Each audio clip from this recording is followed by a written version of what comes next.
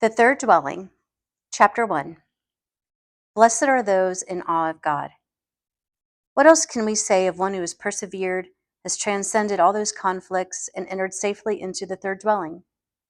It's no small task for His Majesty to help me understand the living poetry of this verse, since I get very confused about these matters. Of course, such a one is blessed. Unless she turns back, she is on the straight path to liberation. Can you see, friends, how important it is to have overcome the battles of the past? I am convinced that the Beloved never fails to bless these triumphant souls with a secure conscience. I said secure, but I was mistaken. There is no security in this life. Whenever I use a term like that, just translate it as unless she abandons the path she set out on. It is such a burden to be alive when we have to walk around like men with enemies at their threshold. These warriors can't eat or sleep unless their weapons are within easy reach. They live in perpetual fear that their adversaries might discover a weak spot in their fortress and break through with a surprise attack. Oh, my beloved, my greatest good, why would you want us to want such a miserable existence? It is impossible for us to stop begging you to take us out of it. Our only hope is in loving ourselves in you, in spending this life absorbed only in serving you, and in trying to understand your will in keeping us here. If it is your will, my God, let us die with you, as St. Thomas says. Living without you is nothing but dying over and over again. Living without you is nothing but living in the dread of the possibility of losing you forever. And so I say, friends, the blessedness we ask for should be the security of knowing that we are already blessed. What pleasure can anyone have whose sole pleasure is in serving God when she is plagued by such fears? Remember, there are some saints who enjoyed heightened states beyond measure and still fell into grave error. We can never be sure that God will reach out His hand and pull us up from unconsciousness. I have to admit to you, my friends, I am so terrified as I write this that I don't know how I'm writing it or how I live when I even think about it, which I do constantly. Please pray, my friends, that His Majesty be with me always. Otherwise, what hope can there be for life as poorly spent as mine? Don't be sad when I say this, as I have seen you get before. I know that you would like to believe that I have lived a pure, holy life, and it depresses you to hear that it might not be so. I don't blame you. Believe me, I wished myself that I had maintained such a high level of holiness. But what can I do? Whatever I've lost has been lost through my own fault. I refuse to complain about a God who has given me everything I need to be the way you wish I really were. I cannot say this without crying. How confusing! Who am I to be writing something to those who would just as well be teaching me? This has been such a difficult order to obey. But since I am doing this for the sake of the Beloved, may it be of some benefit to you. Perhaps you could ask him to pardon this brazen woman. His Majesty knows well that the only thing I can count on is his mercy. Since I cannot unbe what I have been, all I can do is take refuge in his compassion and trust in the excellence of his Son and of the Virgin, his mother, whose robes both you and I wear. Praise her, my friends. You truly belong to the Mother. And when you have such a good mother, you have no reason to be ashamed of my imperfections. Emulate her. Reflect on how great Our Lady really is. Acknowledge how blessed we are to have her as our advocate. Even my being what I am, with all my errors and unconsciousness, is it not enough to tarnish our sacred sisterhood in the slightest? But I have to warn you about one thing. Just because you have a mother like ours, don't be too sure of yourselves. Look how holy David was, and you know what became of Solomon. Don't put too much stake in the fact that you have withdrawn from the world and that the spiritual practice is a way of life for you. Do you think you're safe because you are in continual conversation with God and practice prayer day and night? All of this is very good, but it is not sufficient reason to cease in being in awe of God. Continue repeating this prayer and hold it close to your heart. Beatus vir qui timit dominum, which is Psalm 111:1. What a lengthy digression! Now I've forgotten what I was talking about. Whenever I think about myself, I feel so helpless, like a bird with a broken wing. I'm not sure I'm sharing anything of value here, so I think I'll leave all that behind for now and get back to what I was saying about the souls who have made their way to the third dwelling. The Beloved has shown these souls immense mercy in seeing them through their initial difficulties. I believe that, through the goodness of God, there are many souls like these in the world. They are so reluctant to offend His Majesty that they carefully avoid even petty imperfections. They use their time wisely, spending long hours in meditation. They practice acts of compassion toward their neighbor and are balanced in their speech and appearance. If they have a household, they manage it harmoniously. This is certainly the behavior to be cultivated for those who wish to enter the ultimate dwelling, and I don't see any reason why the Beloved should deny any favor to those who are truly yearning to be with Him. O Jesus, who could ever suggest that these souls, having endured such strife to arrive at this place, are not motivated by one pointed desire for absolute goodness? No one. We all go around saying that this is what we want, but words are not enough. We need more than speech if the Beloved is going to take up full possession of our souls. Remember the young man who was told by the Beloved exactly what he had to do if he wished for perfection. Ever since I began to speak of these dwellings, I've had this youth in mind because he is just like us. This is where those long periods of aridity and doubt come from. I'm not talking about the inner trials that some poor seekers go through, like general depression and other kinds of soul sickness. Those are states that can be truly unbearable, and they are no fault of the seeker. The Beloved will eventually rescue them from this kind of suffering. We have to let God be the judge of such things. I'm referring to the souls who would never commit even a minor error intentionally. They live with integrity. They consider themselves to be God's devoted servants, and so they cannot just patiently accept it when they find the door to the king's chamber closed. But even on this earth, a ruler might have many servants, and not all of them get to enter his sanctum. Go in, my friends. Enter the innermost rooms of yourselves. Move on from your small works. Through your love of Christ, you can do so much more than that. You should be content to simply be God's servants. If you want too much, you might end up with nothing. Look at those holy ones who have successfully entered the chamber of God, and you will see the difference between them and us. Don't ask for what you haven't earned. No matter how much we have served God, we have also let Him down. It's foolhardy to walk around thinking we have any kind of special entitlement. Oh, humility, humility. I'm not sure what kind of subtle temptation I might be succumbing to here, but I can't seem to resist judging those who make such a big deal about periods of aridity as being somewhat lacking in humility. Let us test ourselves, my friends, or let the Beloved test us. He knows exactly how to do it, even if we don't want to understand Him. Let's take another look at the souls of the third dwelling who have cultivated harmonious lives. Notice all they do for God. What right do we have to complain? There's God telling us what we need to do to achieve perfection, and there we are, like that young man in the gospel, turning our backs on Him and walking away sad. What do we expect His Majesty to do about that? Isn't the love He offers us proportionate to the love we bear Him? This is not a love, my friends, that is manufactured in the imagination. It is proved by action. Still, don't assume that God has any need for our doing. What He needs is our being. He needs the clear intent of our will.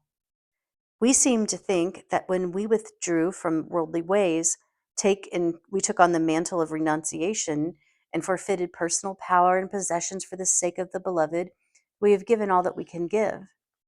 Although the things that we relinquished may not add up to much, they were all we had, and so it feels like a huge sacrifice. This is an excellent beginning as long as we persevere and don't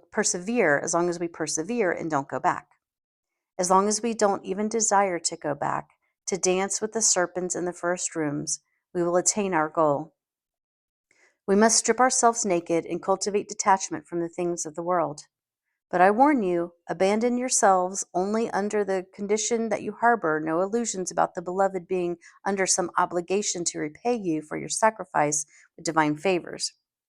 It was either St. Paul or Christ who reminded us that we are simply servants of our God. The more you receive, the deeper should be your gratitude. What can we offer such a generous Beloved who died for us and breathes life into our being. Shouldn't we consider ourselves blessed to have the chance to repay even a fraction of what we owe him for the ways in which he has served us? I use this term service with some trepidation, but it's true. During all the time he walked this world, he did nothing but serve. Do we have to keep asking him for more gifts, more favors? I know that I have presented all this in a jumble, friends, but I'm not sure how else to explain it. Reflect deeply on these things, and the beloved will make them clear. Then, periods of aridity will make you humble instead of ill at ease. Be assured that where there is humility, God will grant the peace that comes from being aligned with his free will. If you do not receive specific consolations, remember that this inner tranquility yields a deeper contentment. His divine majesty gives consolations to the weaker souls among us who would not willingly exchange these tokens for the fortitude earned by those who dare to walk through the desert of the soul. We are more attracted to sweetness than we are to the cross. Test us, beloved. You know the truth, so that we may know ourselves. Chapter 2. I have known quite a few souls who have lived for a number of years in the righteous and orderly ways, both physically and spiritually. Then, after all that time, when it seems that they have become masters of this world, or at least radically detached from it, His Majesty sends them a few small tests, and they react far out of proportion to the challenges they face. They mope around so disturbed and distressed, it bewilders and even frightens me. It's no use offering them advice. They have been engaged in spiritual practice so long, they think they should be teaching others and that they are perfectly justified in feeling the way they do. I haven't found any way to comfort or cure these people. All I can do is express compassion for their trouble, which, when I see them so miserable, rises spontaneously from my heart. Why try to contradict their reasoning? They have convinced themselves that they are suffering for God's sake, and it never enters their mind that they might be suffering as a result of their own shortcomings. This is another mistake some advanced souls make. They shouldn't be so surprised by their own suffering. Sometimes it is God's will that his loved ones become conscious of their limitations, and so he withdraws his support a little. Not much of this kind of pain should be required for them to quickly come to know themselves. They would clearly recognize their own imperfections and immediately understand what is happening to them. They would realize that they are overly attached to unimportant worldly matters, and then this imperfection of theirs would cause them more pain than whatever it was that was troubling them to begin with. This kind of distress is, I believe, a great mercy from God. Even though it compels them to painfully confront their own flaws, they grow in humility. Before the unconscious people I am talking about, it's not like that. They glorify their tribulations in their own minds and would like everybody else to exalt them. I want to say a little something about those things that so that we can understand and test ourselves before the beloved tests us. It's a great advantage to be able to prepare with self-knowledge ahead of time. Say there is a wealthy person who has no family and he loses his fortune. He still has enough to take care of his necessities and even a little bit left over. If he becomes as anxious and worried as if he didn't have even a crust of bread to eat, how can our beloved ask him to leave everything behind for his sake? Maybe he will claim that he is so upset because he wanted to give that money to the poor. But I believe that God would rather have me align with the divine will and maintain the tranquility of my soul than fret over my own agenda for charity. If the beloved has not yet led the rich man far enough that he can attain this peace, that's fine. All he needs to do is understand that he is lacking freedom of spirit, and he should ask the beloved for it. His Majesty is going to require it later, so he should be ready. Say there is another person who has more than enough to meet his needs and is faced with the opportunity for acquiring more property. Well, congratulations, go right ahead. But what if he strives for wealth and after obtaining it strives for more and more? If his intentions are good and he has cultivated virtue through spiritual practice, he doesn't need to be so afraid of reaching the dwelling closest to the king. A similar thing happens when such people are confronted with an occasion for being misunderstood or losing a bit of their reputation. God will usually grant them the grace to handle this skillfully. He is fond of favoring virtue in public so that virtue itself will not suffer. Maybe he helps them because they have served him. This beloved of ours is very good. Still, they are plunged into disquiet because they cannot instantaneously conquer the distress that rises in their hearts. God help me, aren't these the same people who not very long ago were missing on how the beloved suffered and what a noble thing it is to suffer, and have even desired suffering for themselves? They wish everyone would live as orderly a life as theirs. All we can hope is that they will not presume that their pain is a response to other people's faults and convert it in their minds to something lofty. Maybe you think, friends, that I am wandering off the subject or that these examples have nothing to do with us since they are not issues that arise around here. We have no wealth, nor do we strive for any, and nobody is trying to undermine anybody else's worldly status. But we can learn many lessons from comparisons. There's no need for me to elaborate. The purpose of these analogies is for you to consider if you have truly detached yourself from that which you have given up. Little things arise all the time that can serve to test you and prove if you have achieved mastery over your own cravings. Believe me, this has nothing to do with whether or not you wear religious robes. It's a matter of practicing the virtues, of surrendering to God in everything, of bringing our lives into harmony with whatever His Majesty arranges for us, of desiring that His will, not ours, be done. Maybe we have not yet evolved this far. Humility, I say. Humility is the ointment for our wounds. If we are truly humble, then God, the great physician, will eventually come to heal us. Whenever these souls practice renunciation, they do it in the same well-balanced manner with which they order their lives. They have an intense thirst for the self-sacrifice as means of serving God. There is nothing wrong with this. They tend to be discreet in their ascetic practices, careful not to compromise their health. They are reasonable people in no danger of killing themselves with austerities. Their love is not yet powerful enough to overwhelm their reason. Oh, if only our love would make us dissatisfied with this modest little way of serving God, with timid baby steps. We'll never reach the end of our journey at this pace. It may seem to us as if we were endlessly walking and were getting tired. Believe me, it is an exhausting journey. Sometimes it may feel like enough simply to avoid going astray. But if we could travel from one realm to another in 8 days, friends, would it be a wise thing to take a year to get there, through snow and rain and bad roads? Wouldn't it be better to get the journey over with as quickly as possible? All these obstacles do arise, plus the danger of serpents. Oh, could I give you some good examples of these? Please God that I may have passed beyond this stage myself. Often enough it seems to me that I haven't. When we are hypervigilant, we fear everything and everything offends us.